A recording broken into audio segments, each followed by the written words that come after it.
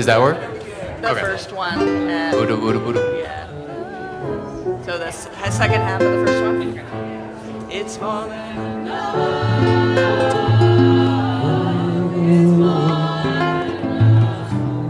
Oh, that was the first half, right? It's more than It's more and then that was the first chorus. Yep. It's more than enough. It's more than enough. It's more than enough. It's more than enough.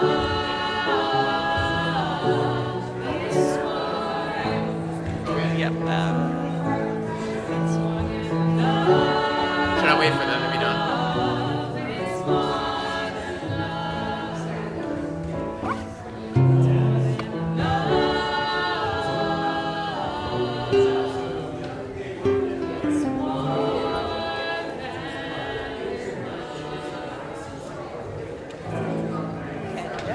as long as you're looking at each other, you can kind of circle up a little bit. Thanks, guys. Sounds good. Thanks, Nelly, for suggesting a song. All good? A little more?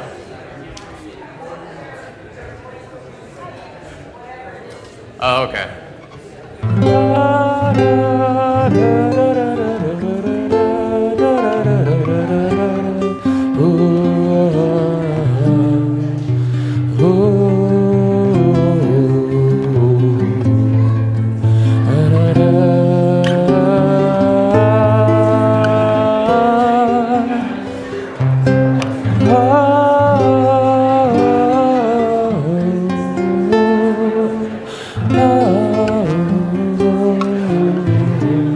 Is that okay?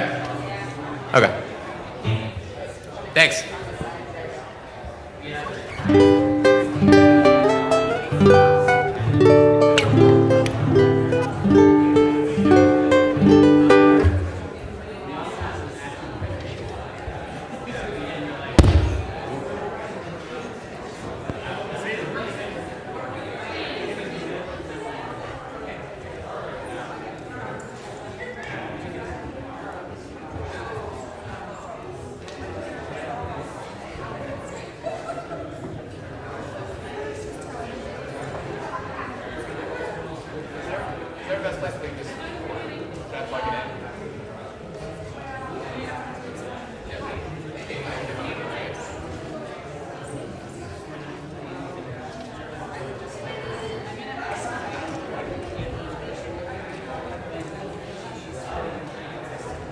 Okay, yeah.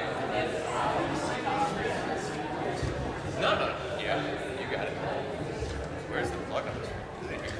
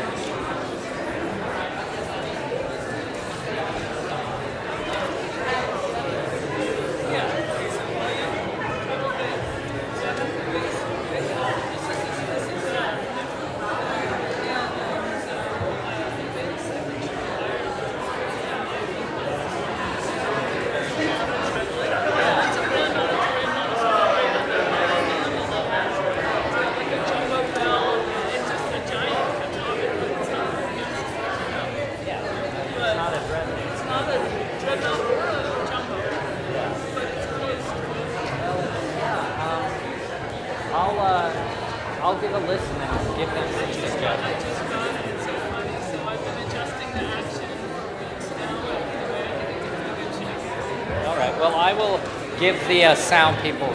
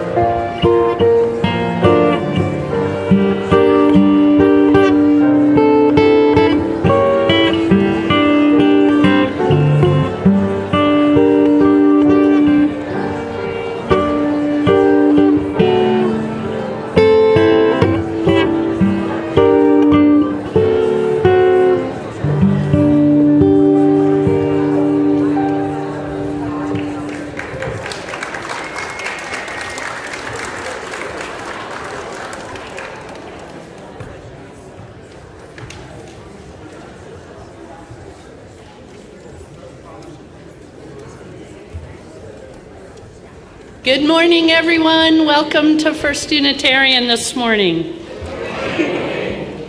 I'm Lynn Garman. I'm the chair of the Stewardship Council.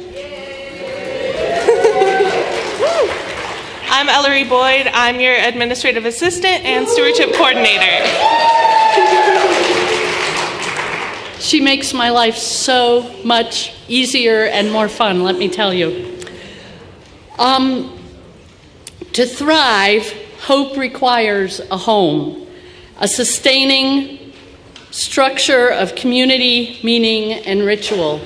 These words from the Reverend Dr. Rebecca Parker and John Burens. This morning, we are celebrating your generosity in growing this home for hope. Stewardship and pledging requires the support of our whole community. And I want to recognize those who have been involved, starting with our Stewardship Council. If you all who have worked with me this year on the Stewardship Council would please rise, please do, so we can thank you.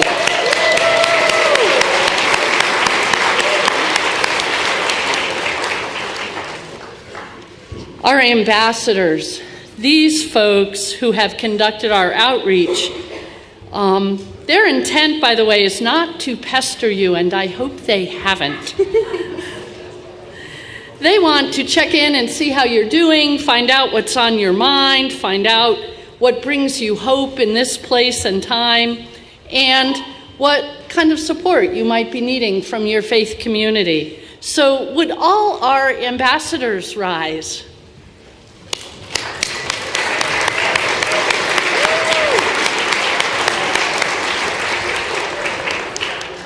They are congregants among you. Our staff, oh my gosh, Rhonda and Ellery and Leslie, they have provided so much support for us this year, and I have much gratitude for that.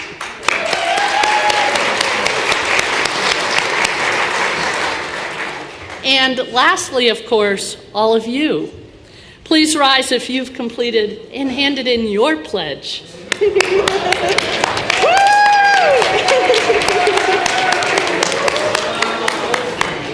We are preaching to the choir today. Are you going to do this next part? And I had one more thank you for you all. If you gave a stewardship testimonial this year, or are going to today, please stand up so we can celebrate you. Yeah, I had them on my list. So do you want me to do this part? Sure. Or are you going to? No, you're going to do your Okay. part. Then Okay, I'd like to let you all in on how we're doing so far on the stewardship campaign. As of today, many of you are here. We have received 190 pledge cards, so that's amazing. And we have raised $513,725 towards our goal. And something I should note here, many of you are already aware of this, but just to clarify, a pledge is not a donation. A pledge is a commitment to make donations in the coming fiscal year. So this is the amount that folks have pledged for the 2026-2027 fiscal year.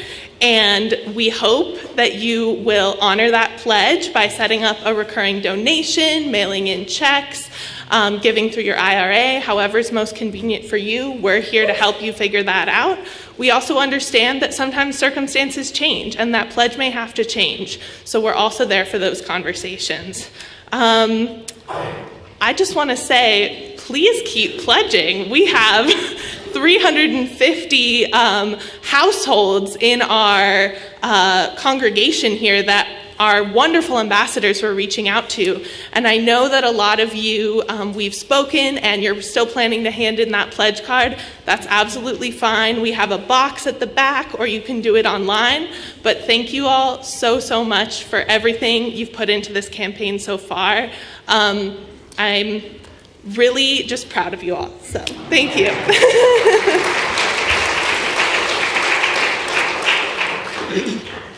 finally, today we have a gift for all of you. You are so fortunate to have come to church today. We have a burrito to help sustain you on this day's journey.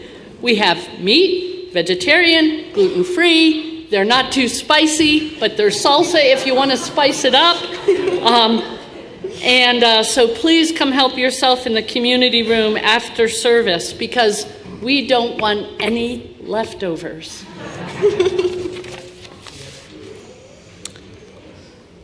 You may have noticed our ample attendance every Sunday, and this morning is no exception.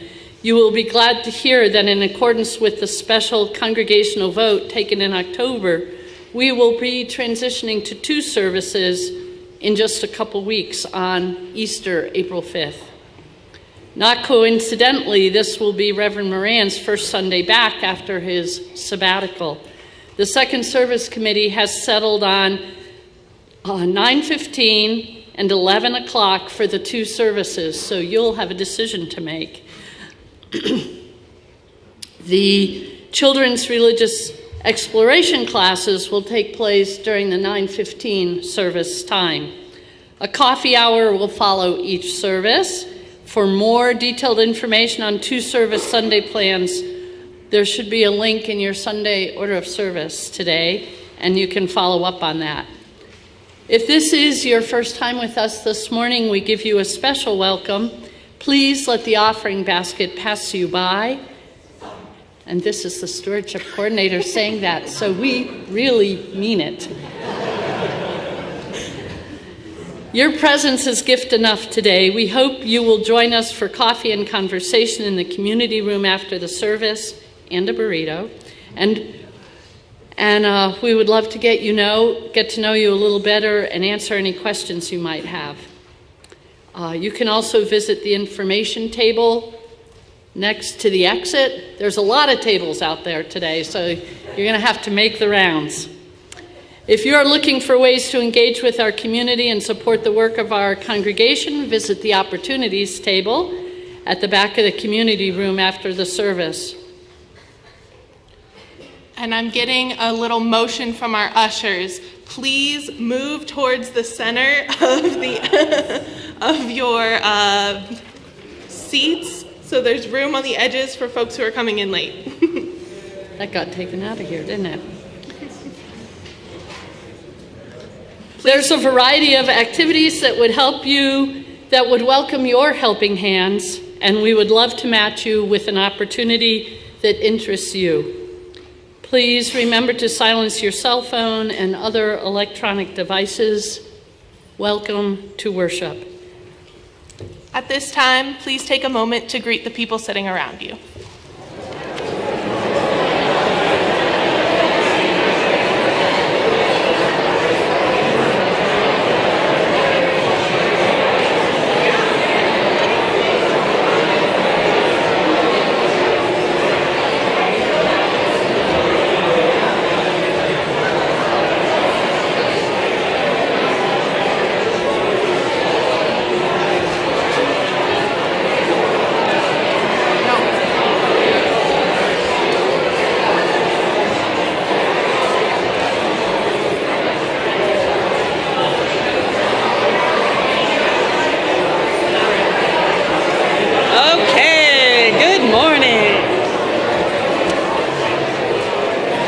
The fun job of shushing you.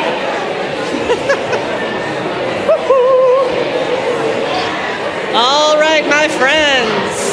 We have so much to say to each other. Should I do a teacher trick? Works with children, works with adults. All right. I get the fun job of shushing you. I'm sorry. You're having so much to say to each other. Good morning.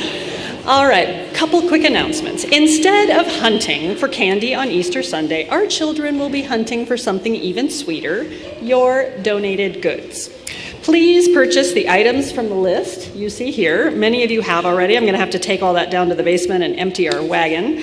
And before Easter service, those goods will be hidden downstairs in the basement in the RE rooms, and the children will go hunting for them on a little scavenger hunt. And we are going to put together care kits for folks who are experiencing homelessness. So after those kits are assembled, the kids will take home the ones they do on Easter Sunday, and then I'm assuming we're going to have enough to create even more, and on April 12th, we hope to have some for you to pick up and hand out to anyone you might see that need them. It's an Easter egg hunt with heart, helping us live our UU values of generosity and love while modeling them for our youngest congregants.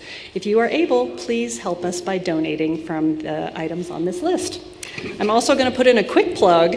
We have an additional announcement from Connections, which I'm also a part of. We have 6 hosts for our next Soulful Potluck, and we're hoping to recruit 2 more.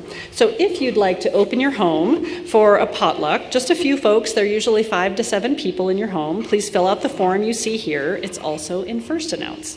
You can find me after the service with any questions you have. I also have little half sheets on the check-in table for families with our donated goods list if you are a paper person and like to see it on paper. Thank you.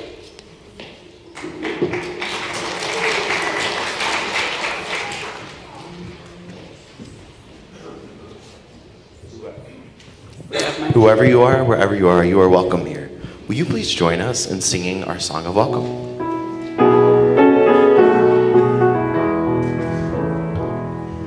We are many, we are one. The light of the world is within you. Sacred and worthy is your soul. A place has been made for you. Welcome.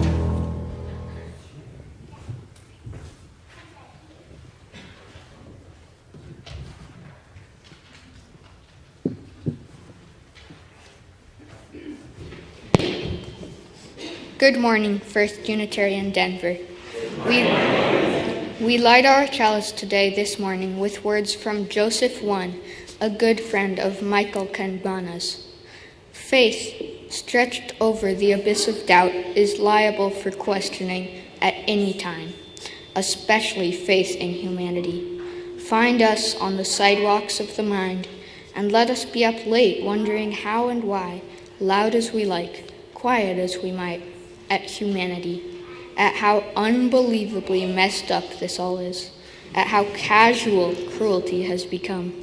But let us not despair or let resentment settle in us, for then we are alone. Let us then rage in defiance together, committed to being there with each other. This is the way of furious love. Once again, welcome to worship.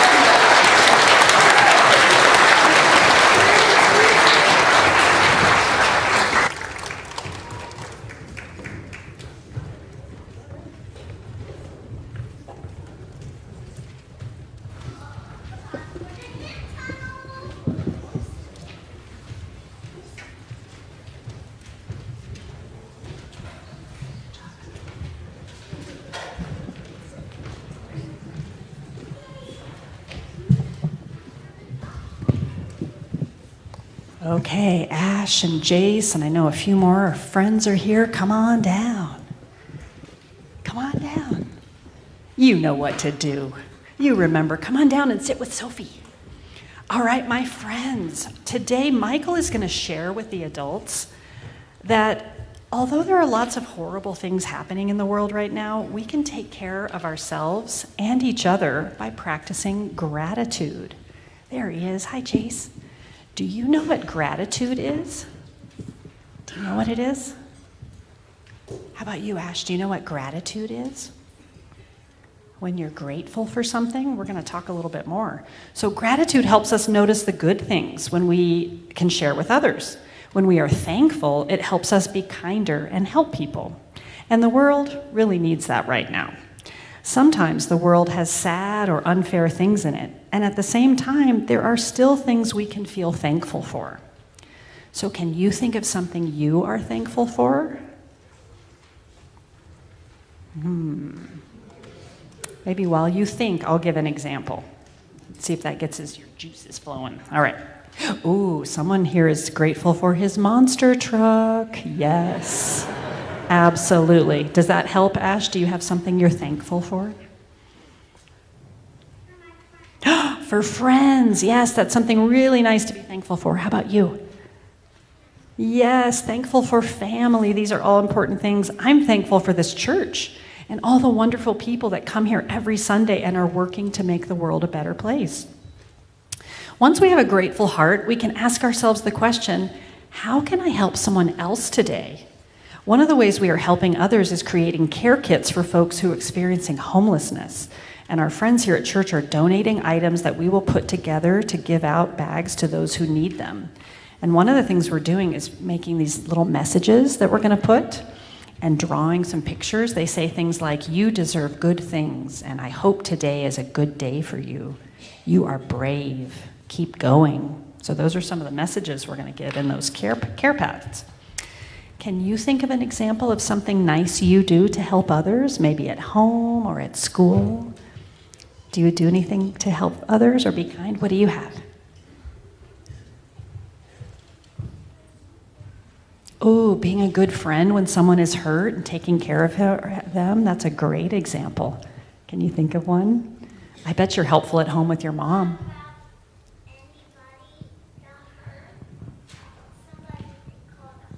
Yeah, we call for help when someone is hurt. That's something kind we can do. Absolutely. So gratitude doesn't mean we forget that people are hurting. It helps us grow big hearts so we can notice the good things that we have and use them to help others. That's how we bring more freedom and justice into the world. Are you ready to go to class? Let's do it. Vámonos.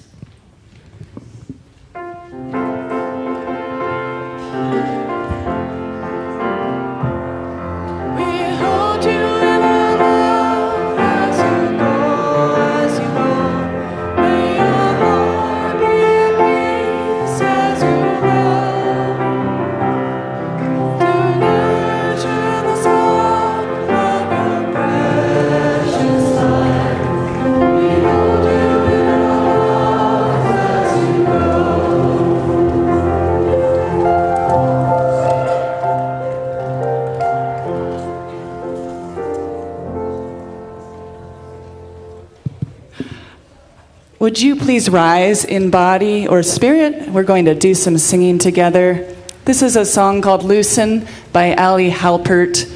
And there are two parts to this song. We'll sing the first part a few times. We'll do the second part a couple times, and then we'll sing them together. And you can choose your own adventure and sing whichever part you like.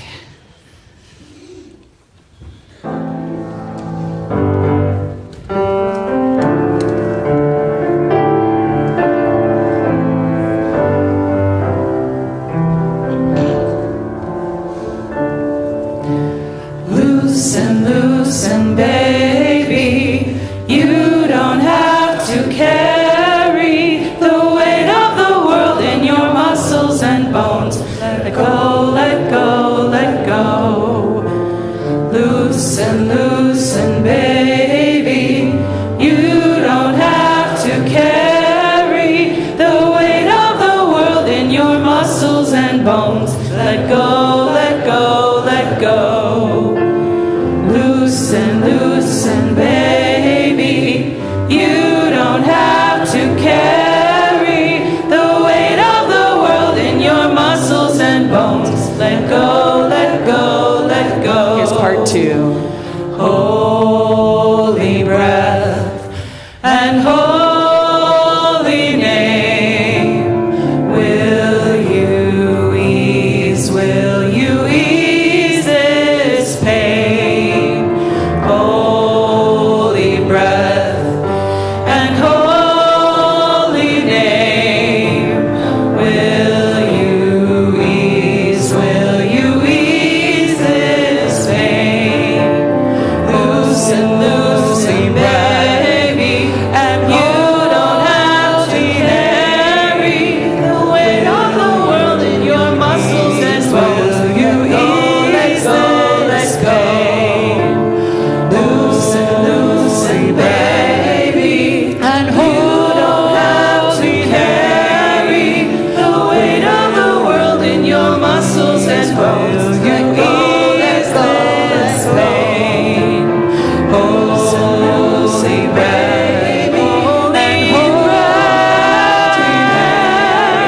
and holy your name. Will you ease this pain?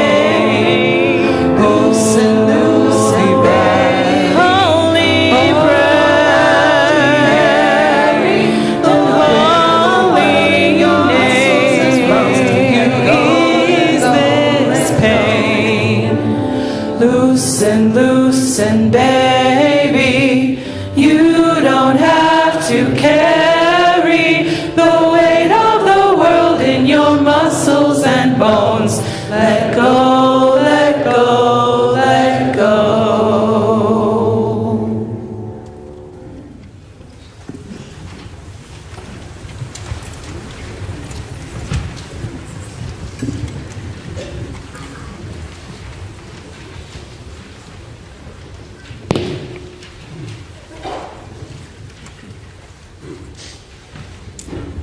Late one evening, when I was 19 years old, an older single woman came to my door.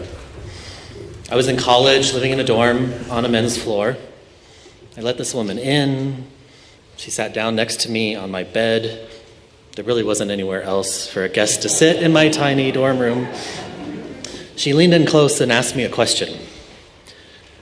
What do you love about church?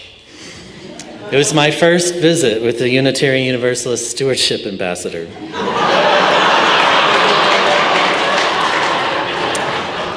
Putting myself through college with little discretionary income, I didn't have much to give that first year. I became a UU.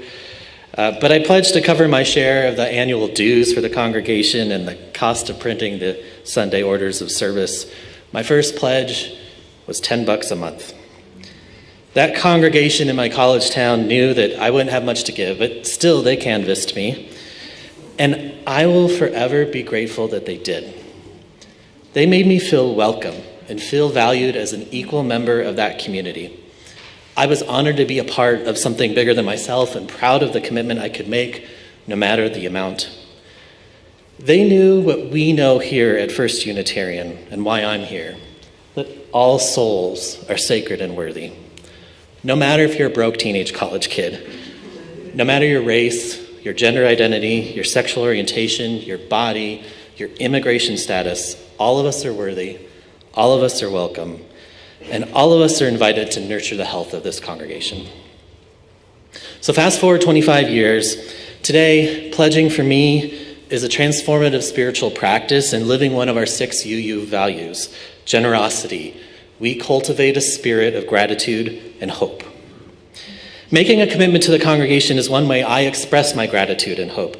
Gratitude for the liberal religious education for the children. Hope that the investments we make today leave a thriving legacy of liberal religious values in Capitol Hill.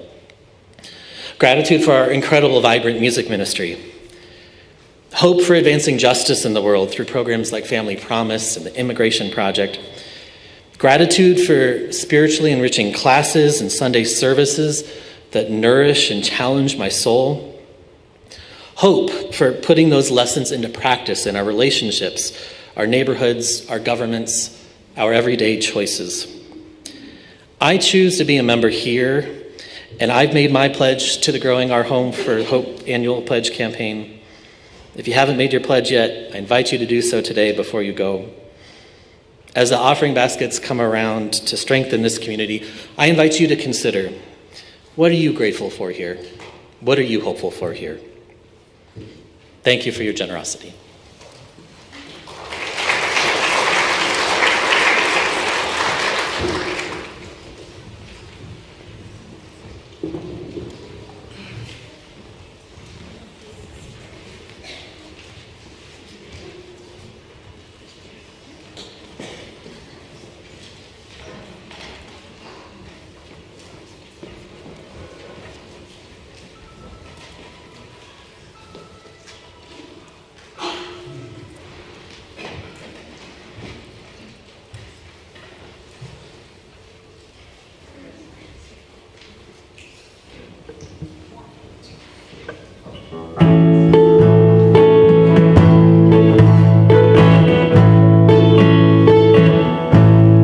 Once in a while, more often than not, I forget that I forgot that I got all I got for a good reason, though it may not be much.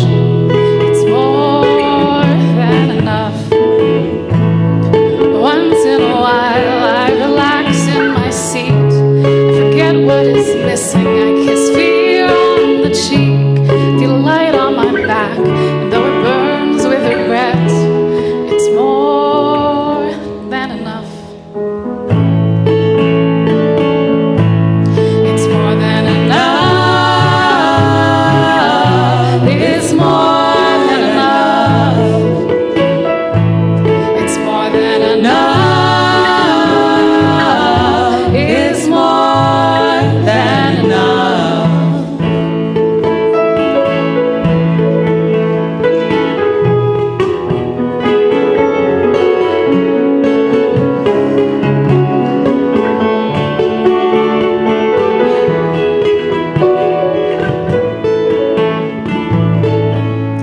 Once in a while, though it's never the plan, I go blue and ungrateful, turn to hiding again, till a friend at my window, disguised as an angel, says enough is enough.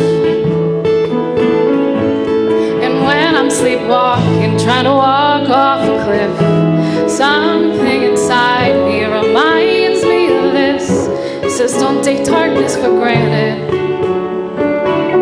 Without it, light can't exist, and knowing's more than enough. It's more than enough.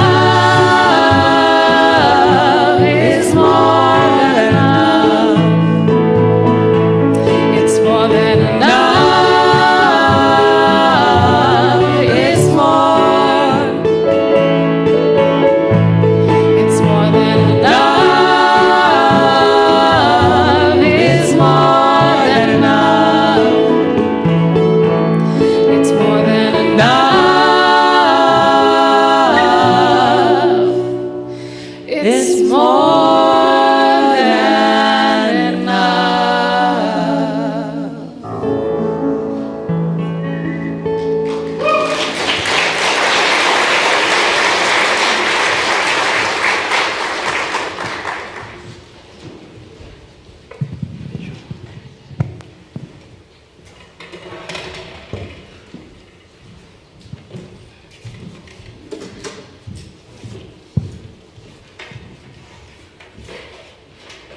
These gifts, freely given by this community, are gratefully received this morning. Thank you for your support of this community's work.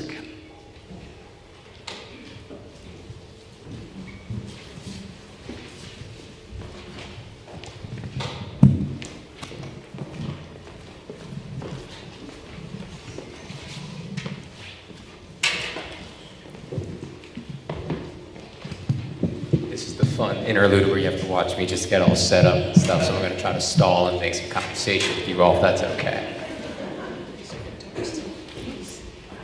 Oh, so far. Thank you. Oh, thank you. First, good morning, everyone. It's my favorite part. So for the pastoral prayer today, I'll be doing something called the priestly blessing, which is a prayer that's done a lot. Also done on Passover, so given the theme, I thought I'd do it today. If you're familiar with the words, may the Lord bless you and keep you, that comes from this. Also, if you're familiar with Star Trek, and you know Spock was a Jewish actor and would do this sign. That actually is the sign of the priest, the Kohanim, and during this prayer, this is one of the times actually this comes out. And one interpretation I love of this sign is essentially that this is where the light gets in. Yeah, so go watch Star Trek after this. So this is a version of the priestly blessing that I wrote for fun, among other things. And I wanted to play it for you all. Since I started my rabbinate, this has been a space. I will admit, I don't really know exactly what home is as a defined thing, but this has been as close to it for me and my rabbinate as I could have had so far. And I was thinking about it. I traveled out to Minneapolis, some of you know, in January, and with a bunch of clergy from around the country. And while I was there, I got messages from many people in this community. And that meant a lot. I think being a young man, I don't always think about the dangers of things. I'm just like, yeah, I'm going to go do it. Because, yeah, it can be dumb like that sometimes. But it's an eerie thing. I flew back the morning that Alex Preddy got shot. I was on the plane at that time, and I was there the day before. So the priestly blessing is often one of protection for a journey. But I wanted to offer it to you all as a gratitude for the home and the sense of safety that you all have given to me. So that's this today. And who knows how this will sound, because this is my version of it, so I hope it's good. But either way, just thank you. Thank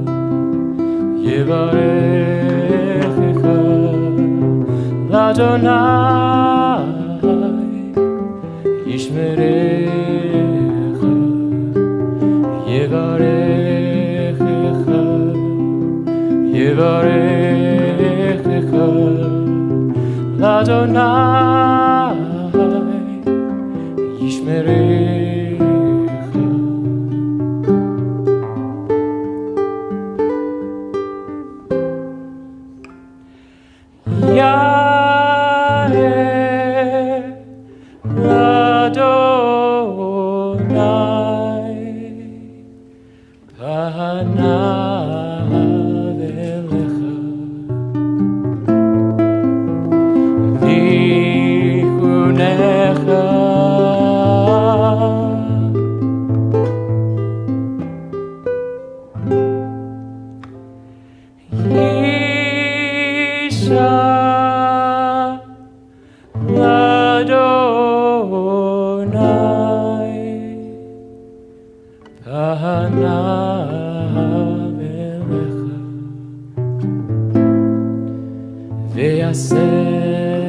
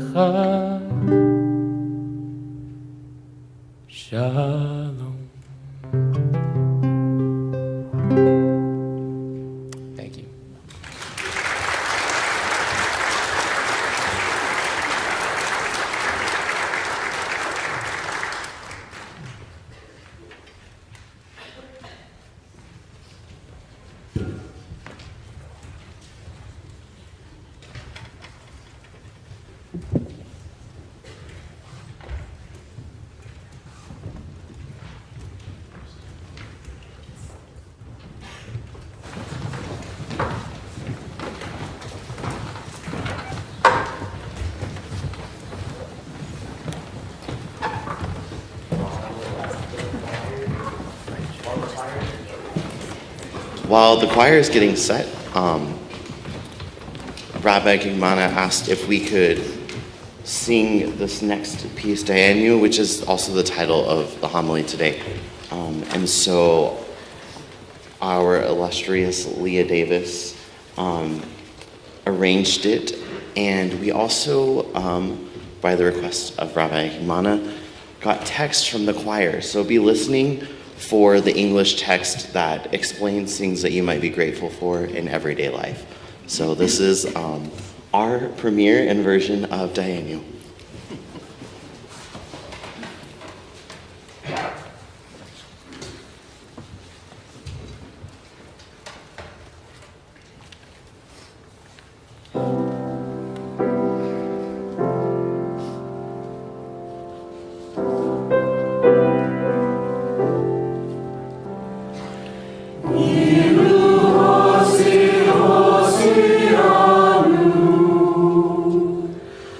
Oh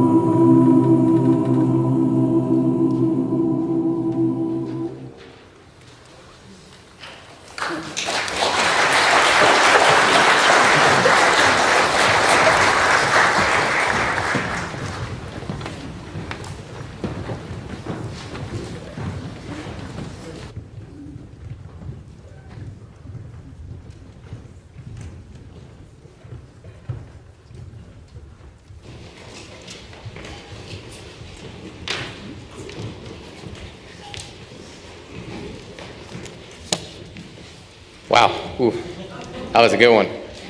Can we give another? I love it. Yeah, thank you. And also Leah, I mean, we all know that Leah's amazing, but just every time. I emailed her, I think in January, and this idea, and she was like, I love this idea, and just ran with it. And that's a blessing. So thank you, Leah. Yeah.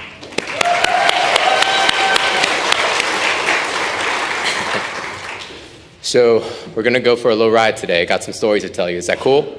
Sound good? All right. I'm going to start off by telling you all that my favorite holiday is coming up, in case you didn't realize. It's Pesach, Passover. It's about a week away, and maybe it's still a little too early to be talking about Moses and matzah and the Exodus. But when I got the date that was anytime in March, I couldn't resist, honestly, because I grew up with this. It's my favorite holiday. And what Pesach, or Passover, is on a basic level, it's just a retelling of a story. We recall this origin myth of a people becoming a people through breaking their chains and walking toward liberation together. We remember Mitzrayim, the Hebrew word for Egypt, and the cruel bondage and injustice of this place. Fun fact, the word Mitzrayim in Hebrew doesn't have to literally be translated as Egypt. It can also be literally translated as the place of narrow straits, or the constrained place. And so while much of the retelling of the story is about Egypt as a specific place, one of the things I think that makes the story last so long is that Mitzrayim really can kind of be anywhere. And that's part of maybe what makes these times we're living in so hard, because it's not just that Mitzrayim can be anywhere. It kind of feels like Mitzrayim is kind of everywhere, or maybe that's just me, I don't know. But that's why it's so important, I think, because everyone, everywhere, somehow, is struggling through some sort of Mitzrayim. Now, as important as these lessons and messages are, the things that have stuck with me most are the songs we sing. Dayenu, arguably being one of the most famous. That's a song, if you walk to any Seder, or really any Jewish function throughout the year, and you start singing it, someone's going to sing with you, because it's a bop. And it also follows two of my personal favorite, tried and true, unofficial Jewish traditions. And by unofficial, I mean I made it. The first tradition, getting you through a way too long list of lyrics by repeating the same melody over and over again and again until your head goes just a little bit numb. Not numb enough to get you to stop singing, but maybe just numb enough to make you forget what exactly we're doing here. And it's not just a matter of taking too many things and cramming them into one song, because it also follows the second of my personal favorite traditions. Taking a line of words that has no business being a singular lyric, forsaking whatever gods of rhythm there may be, and cramming them all together as fast as you can so you can somehow end at the end of the line saying, Dayenu. For example, earlier we heard, Ilu hotzianu mi Mitzrayim, hotzianu mi Mitzrayim Dayenu. And that's nice, right? Because there's like words and beats and syllables and they go together, right? That's nice. But there's also lines like this one. Ilu shikatzarenu betocho, v'lo sipek l'chaynu b'midbar miyim shana, Dayenu. You get it. And you make it work so you can land back at Dayenu. Dayenu itself is typically translated as, it would have been enough. And so this song is essentially a long thank you list that follows the structure in each line of saying, if such and such had happened, but not such and such, Dayenu. And you repeat that till you get to the end. And I always thought that's kind of funny, because if you think of the story of the Exodus itself, if certain things had not happened, in a very literal sense, it would not have been enough.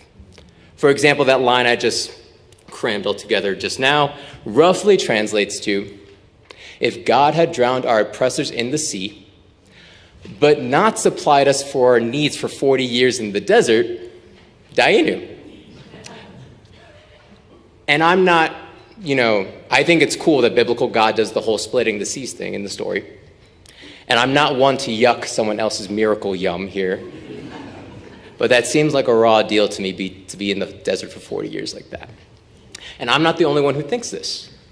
Because if you read through the rest of the story of the Exodus, through the rest of the Torah, the 5 books of Moses, much, if not most, is filled with the Israelites complaining about being in the desert. Sometimes I like to characterize what happens is that Moses kind of becomes this really grumpy dad who repeatedly leaves his kids, the Israelites, alone in the wilderness to go talk to his old pal God on some sort of mountain that takes a long time to go up and back down, and then gets mad at the kids when he comes back and sees what they've done. And that's Torah for the most part. And while I do admit to having a lot of fun taking ancient biblical stories and relating them to sitcom-like realities, and I do mean a lot of fun, I have to take a step back here from saying this is the part I find funny, because this is the part of Dayenu I find the most difficult, by which I mean it's probably the most true, because we live in a world that in so many ways is not enough. How could we say this is enough when we live in a world full of war and genocide and environmental disaster, of rising authoritarianism and state violence, of poverty and a failure to meet basic human needs? And on top of all this, all of us have lost things and people, are losing things and people, or are just lost in the chaos of it all. How could we ever say that this is enough in these times that we're living in? Why would we ever say Dayenu to that? One of the losses I experienced this past year was someone named Harpy Kander. And I'm not even sure if experience is the right word here, because in a most basic sense, I never met Harpy. The better way to put it might be that I witnessed the loss of Harpy. I've never had a conversation with her, and our lives never crossed paths, but her death did. In late August, I was contacted by a friend who said there was someone looking for someone to do a Jewish funeral for someone who had died in the Denver activist community. And this person who'd passed was very much against the ongoing genocide and ongoing Nakba carried out by the nation-state of Israel, and so wanted Jewish burial rights without invoking Zionism. And that's not necessarily an easy thing to find here in Colorado. And so knowing this and not much else, I accepted. And so in early September, I showed up and I met Harpy for the first time. And again, I don't know if met is the right word here. To this day, I've actually never seen what she looks like, but I've seen the shape of her as she was being laid to rest. And I don't know if that qualifies as meeting someone. What I did get to meet, though, or who I got to meet, were people who loved Harpy dearly. Friends and lovers who talked about how much of a force she was in her life and in her writing, whose tears of grief were only matched by the laughter and the joy they just couldn't contain as they told stories of this person they loved so much. And as a sign of how much they loved her, they brought bundles of lavender, and we threw them onto Harpy once she was lowered into her grave. They wanted Harpy to have something that she loved in her life to be with her in death. And I also got to meet Harpy's mom and had the honor of walking alongside of her to the grave of her child. The devastating honor of walking alongside, arm in arm, and helping her grab a shovel and bury her child. I also had the even bigger honor of giving her a hug as we walked away, because there were and there are no words that could ever be enough for a parent who's lost a child or anyone who's lost someone they love. How could we ever say Dayenu to that? In the months after this, I struggled to make sense of it all, of the loss of someone so beloved. And so one night I took my first step in trying to make some sort of meaning out of this, and I did what many of us do these days when we're searching for answers. I used the internet. I typed Harpy's name into a search bar and a Google, and one of the first things that popped up was this poem that was published on Tumblr. And I'm not going to explain what Tumblr is because this sermon's long enough. That's another sermon. If you know what Tumblr is, I think you understand. Thank you, yeah. But this poem was posted by people who knew Harpy, who cared about her, and who were touched by her words in some way. And I think that's another way to meet someone. To meet the people who found meaning in who they were and what they did. Now, Harpy, a trans woman struggling to find space where she could be all of herself in this world, wrote this poem called Girls Like Us. And it's a poem that illuminates the struggle that she and so many trans people continue to have to find a way to stay alive in this world that was not made for them. And part of its heart, I believe, is shared with Dayenu because it asks the same question. How could this world ever be enough when in so many ways it falls short? So in the spirit of letting a shared question lead the way, I'll be reading Harpy's poem in parts throughout the rest of this sermon. And in this way, Harpy will be our guide throughout the rest of our time here today. And that's another way to meet someone, maybe. To let someone show you what this world meant to them. So, Girls Like Us by Harpy Kander. Every girl like me I know feels like she was born with an expiration date. Like there's a number stamped on her forehead that says 26 years old. That says 6 months after the money runs out. That says as soon as you work up the courage. And I'm one of the lucky ones because that scares me. Sometimes I think I have an immigrant's patriotism for this world because it took me 20 years to decide that I wanted to live in it. Maybe that's what hope is. But I don't know how to say that the greatest poet I know and her girlfriend, who looks so much like me that she almost made my mom faint when she opened the door, are probably not going to last another year. So everyone told me to go vote for Bernie Sanders. It's not enough. Now, I think everyone here at First Unitarian today is well aware of the many ways that the world is coming up short these days. How it feels like it's not enough. But in the face of this, so many of you are doing what you can, giving what you can, showing up however you can. And one of the centers of this have been the weekly vigils out in the Geo ICE Detention Center in Aurora. Those vigils held for Jeanette Vizquierra and everyone detained there in that concentration camp, and let's not be afraid to call that place what it actually is. And for me, the most moving part is the singing that we do right outside the windows. How the people inside have said that they can hear us and how much it means to them. How it makes them feel what we so often sing and chant.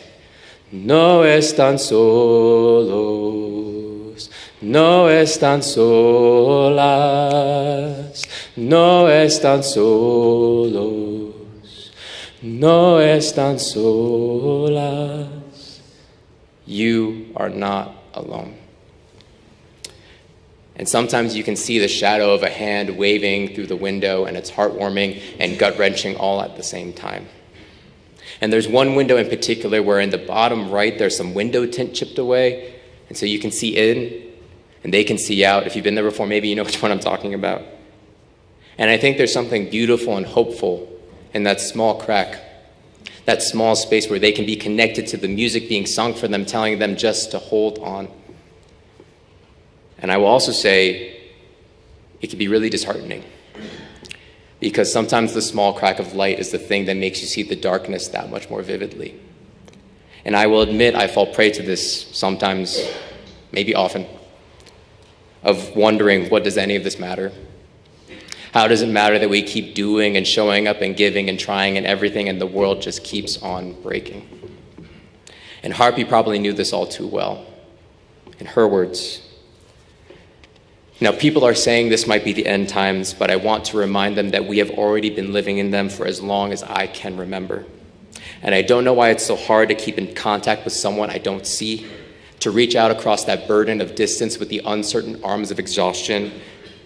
But I know why it's hard to reassure somebody when all you can say is, I'm scared too. How much money do you give somebody when money is the thing you don't have? For time, same question. A trans woman I had never met came into my shop one day and pointed me out to her friend. She said, "You are my sister." I said, "Yes, I am." So when I saw one of my sisters out on the street with a slice of cardboard, I brought her a bottle of water and all the cash I had in my wallet. Because afterward, I couldn't stop crying for 6 hours. And I don't think anybody asked me why. Maybe this is why there are so few things that feel important to me anymore. I said, the only things people like me make are cries for help.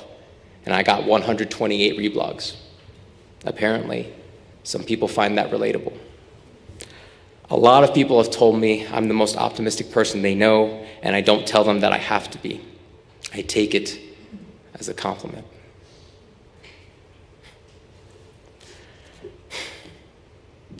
I'd like to now introduce you to someone else who's very near and dear to my heart. His name is Bob Kratz. And I've met him through volunteering at a hospice organization, and for the past year on weekends, I go to his house, we play cards and chat. It's a good time. Now, Bob was born July 20th, 1931. And that's important, because it means that on July 20th, 2031, Bob would turn 100 years old. And that's important, because it's one of the first things Bob said to me when I met him. He took out this 10-year calendar with every single day marked off for how many more days till July 20th, 2031, and he held up to me with a big smile. He said, "I'm gonna make it." And the obvious irony is that he's in hospice where general life expectancy is 6 months or less. Now, despite this life expectancy, I've been seeing Bob for over a year now. I saw him yesterday. It was great.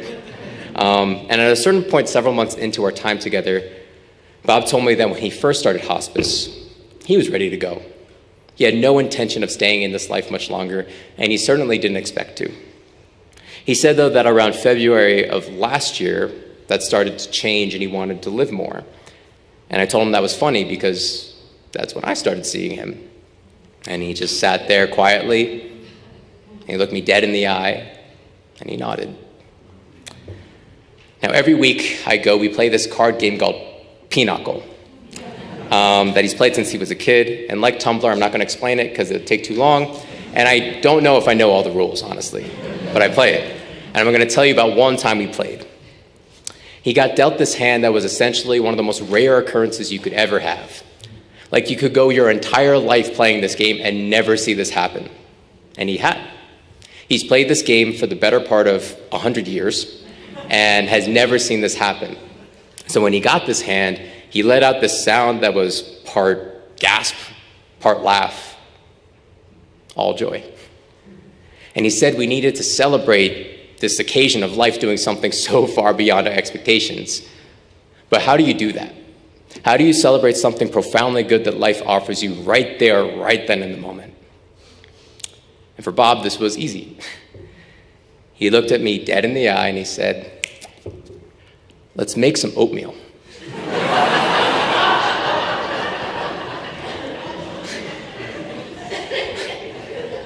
So we went to his microwave and made a really nice bowl of the blandest microwavable oatmeal you could think of. And as we waited for the microwave to finish, we talked and laughed about how crazy was this happened. And at some point, he stopped laughing and looked me again dead in the eye. He's good at that. And he said, "It gives you a good reason to want to stay alive." Oatmeal's never really been the same for me since. Now, unfortunately, there would be things along the way that have happened that have made Bob feel like maybe he should just go.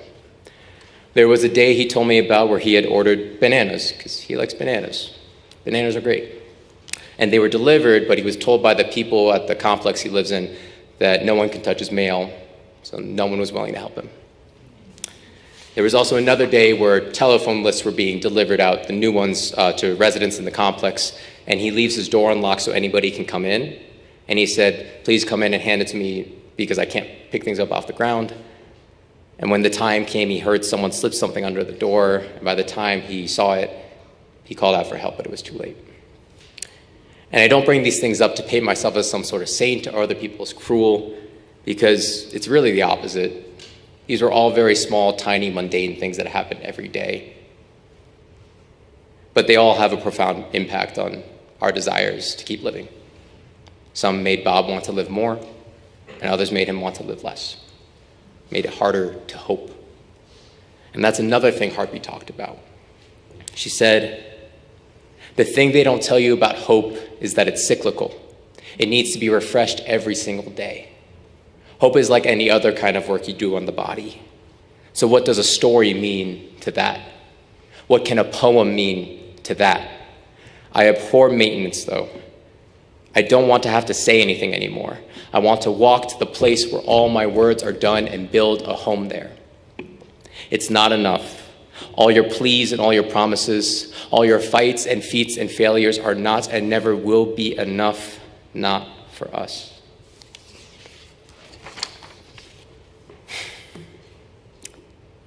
So if you've continued listening to me for this long, and remember where all this started, you may be asking yourself, what does any of this have to do with the story of Passover or the Exodus? Something that I heard someone say recently is that the point of Scripture isn't to say, this is how it happened. The point is to say, this is how it always happens. Because the world is always falling apart in some way. Because there's always a Mitzrayim, always a wilderness, always an exile, always a destruction somewhere, somehow. So maybe then the point of Scripture, of these stories, of any story, what makes them holy, is that they offer us a possibility of what can be done with the broken and the breaking of this world. And in this way, Harpy rounds out her poem as something holy. She says, this world was not made for us, so let's build a better one. Let's start right here, right now, just us. Not with a kiss or a fist, but just you and me pledging to not let go. No matter what comes, deciding, even when the love is gone, that we're not going to let each other drown anymore.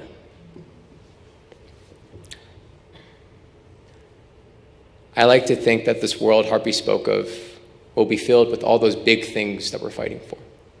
Freedom, justice, opportunity. A world where ICE is abolished, where fascism recedes into memory, where all Palestinians and all oppressed people across the world are free, and so much more.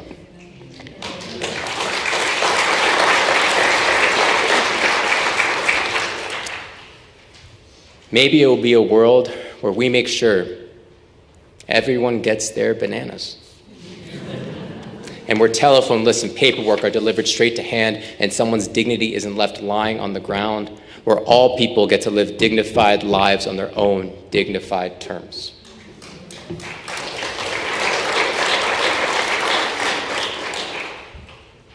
And maybe this world will have small things too, like card games to play and microwavable oatmeal to celebrate with and lavender to give so people know just how much they are loved. And maybe it'll be a world where if you open the window just a little bit, just a crack, you'll be able to hear someone, something singing to you somehow to remind you that you are not alone in this world. And I think this is the real point of Dayenu, that in this world, which in so many ways is not enough, we're not going to wait around to have something to be grateful for. Because what if gratitude is less about the feeling you get after something good has happened, and more about the digging and the searching that we do through all the muddiness of everything, all the dust and the debris of what keeps getting destroyed? What if gratitude is less about being thankful for what has grown, and more about seeds? Of being brave enough to seek out something that makes you believe something can still grow, that there is still hope to be had in this world. And I'll say to this congregation what I said to you all almost a year ago. Hope is what keeps people alive. And I don't mean this as a platitude. What I mean is that there are too many Harpies who left this world all too soon because there was not enough in it for them.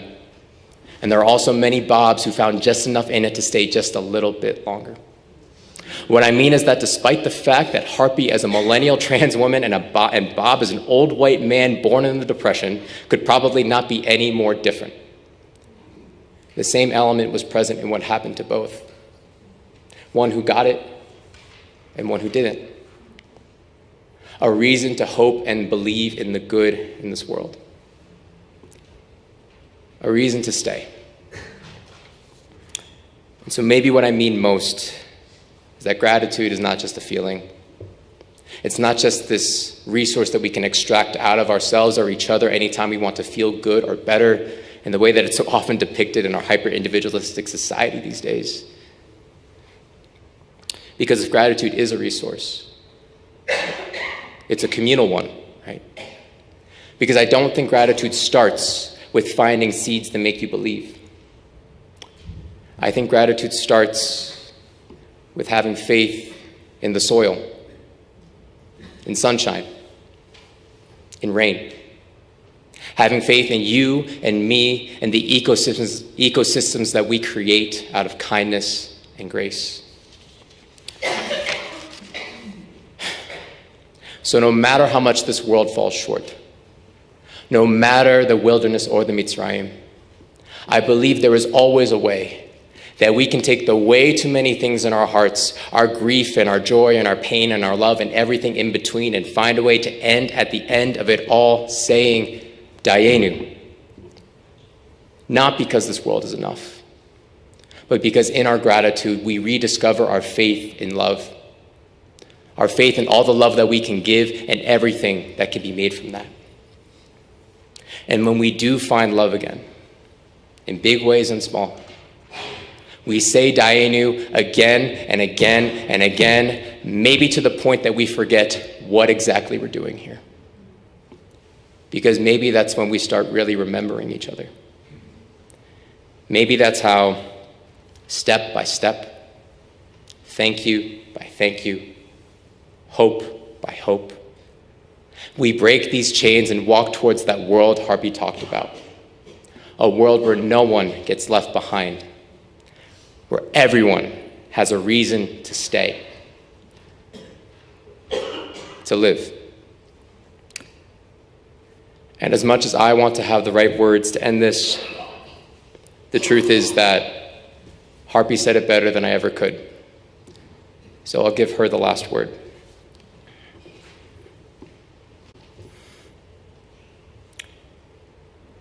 So I want to offer my hand to every girl like me who needs it, and walk with you to a place beyond these empires, a place that doesn't exist yet. And that, I hope, is enough. Because that's everything. Dayenu.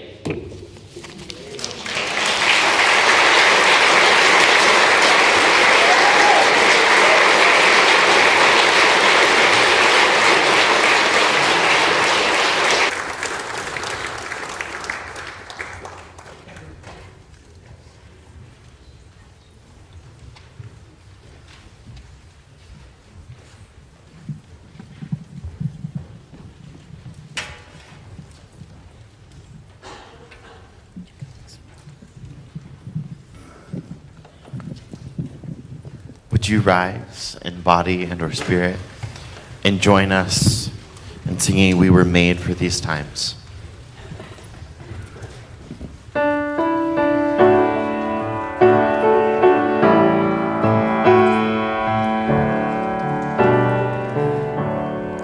Don't lose heart. We were made for these times. Don't lose heart. We were made for these times. Don't lose heart. We were made for these times. Show your soul, it shines like gold in these dark times.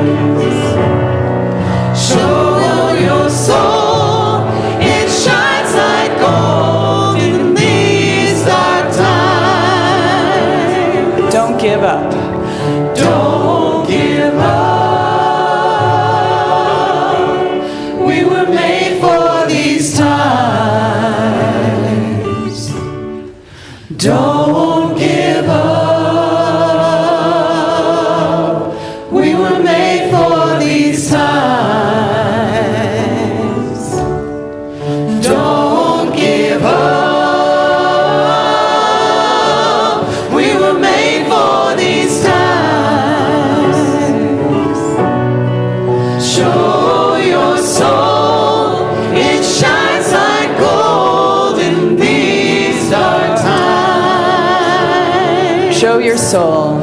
Show your soul, it shines like gold in these dark times.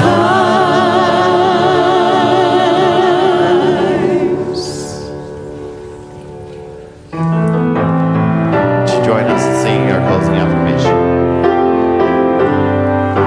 Behind all differences and beneath our diversity, there is a unity that makes us one, binds us forever together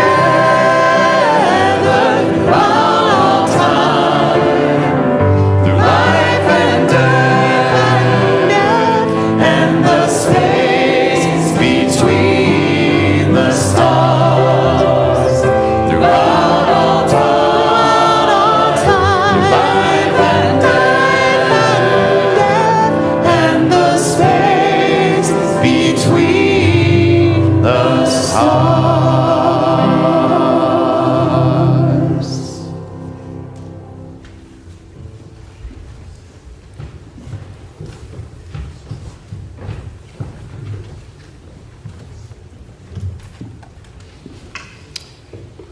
I've actually never done the benediction here before, and I know this is the part where Reverend